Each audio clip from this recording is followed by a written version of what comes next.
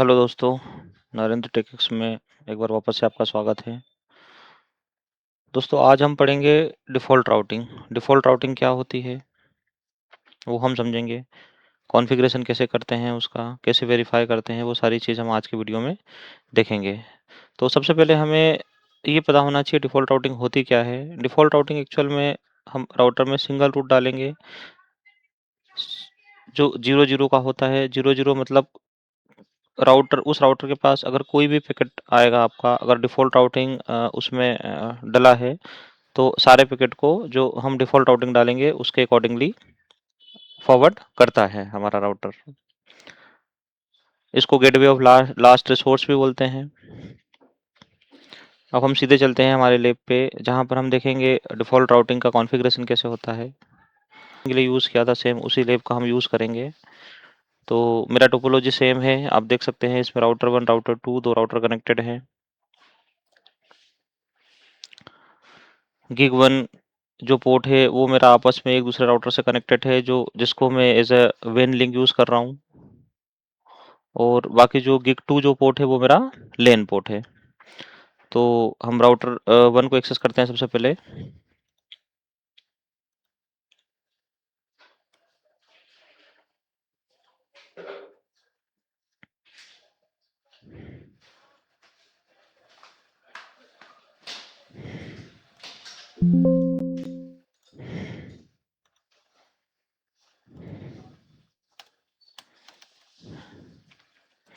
दोस्तों ये मेरा राउटर 1 है।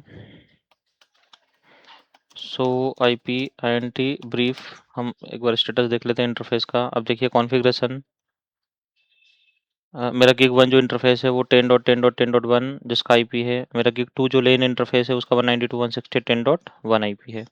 इसमें हम रूटिंग टेबल देख लेते हैं। सो आईपी रूट, अब देखिए इसमें ये स्टैटिक रूट डला हुआ है। जो हमने स्टैटिक रूट वाला जो लेप था उसके लिए हमने ये रूट ऐड किया था। तो दोस्तों सबसे पहले हम ये जो स्टैटिक रूट है इसको हटाते हैं हम। और दोस्तों इसमें एक चीज़ और नोटिस करिए आप, gateway of last resort is not set. इसका मतलब ये है कि अभी इस राउटर में कोई भी डिफ़ॉल्ट रूट डला हुआ नहीं है। जब हम डिफ़ॉल्ट रूट डालेंगे तो यहाँ पे गेटवे ऑफ लास्ट रिसोर्स में जो भी मेरा गेटवे रहेगा उसका आईपी शो करेगा। ये हम वेरीफाई करेंगे डिफ़ॉल्ट रूट डालने के बाद में। सबसे पहले हम जो रूट डला हुआ है स्टैटिक रूट उसको हटा देते हैं।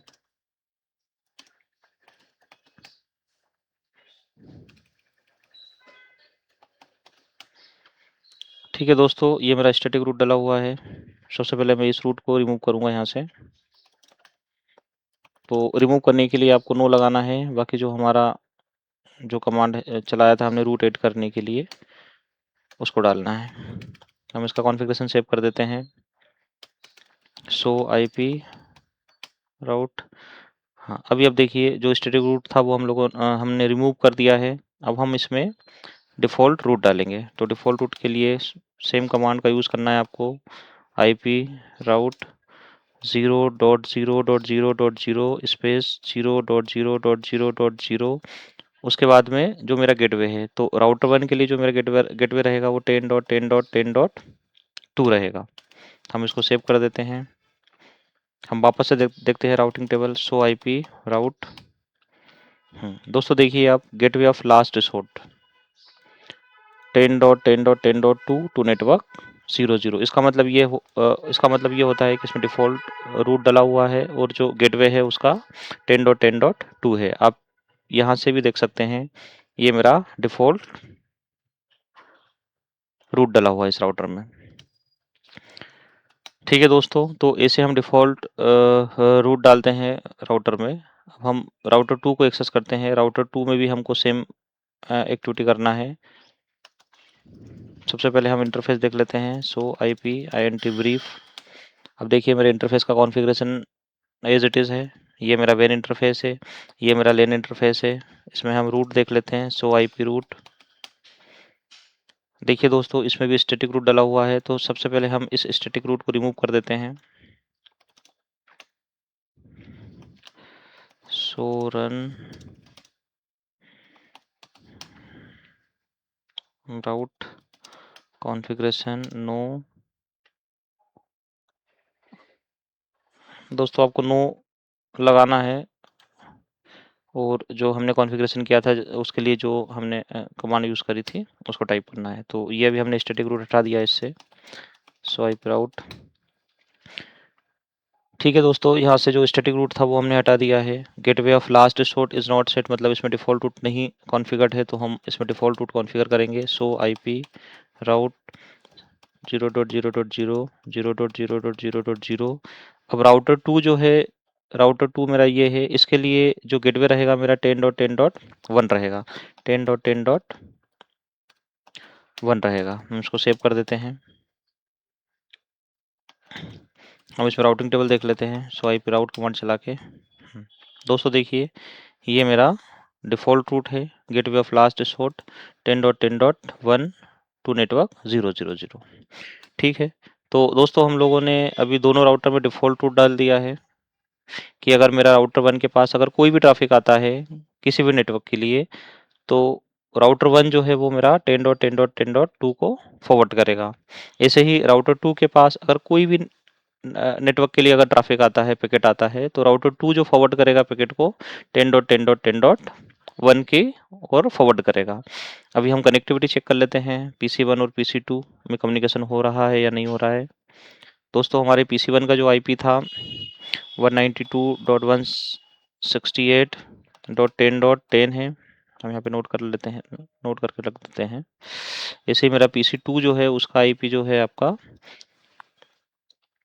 192.168.20.10 है। इसको एडिट कर लेते हैं हम लोग, 20.10 है। तो अभी दोस्तों हम कनेक्टिविटी चेक करते हैं। हम सबसे पहले PC1 से चेक करते हैं। ये मेरा PC1 है।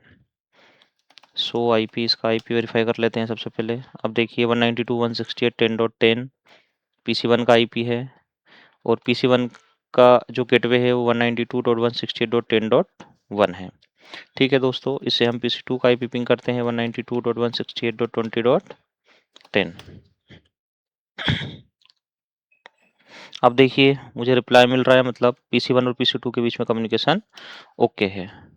ऐसा ही हम PC2 से भी चेक कर लेते हैं। ये मेरा PC2 है, इसका आईपी हम सबसे पहले वेरीफाई कर लेते हैं। सो आईपी PC2 का आईपी है 192.168.20.10, और PC2 के लिए जो गेटवे है 192.168.20.1। हम इससे PC1 का आईपी पिंग करते हैं 192.168.10.10। ये देखिए दोस्तों, PC2 से भी मैं PC1 को रीच कर पा रहा हूँ, मतलब PC1 और PC2 के बीच में मेरा वाई डायरेक्शनल कम्युनिकेशन हो रहा है। तो ये था दोस्तों डिफ़ॉल्ट राउटिंग। आगे के वीडियोज़ में हम डायनेमिक प्रोटोकॉल्स चालू करेंगे, जिसमें सबसे पहले हम राउटिंग इन्फॉर्मेशन प्रोटोकॉल रिप से स्टार्ट करेंगे। बने रहने के लिए धन्यवाद। Thank you.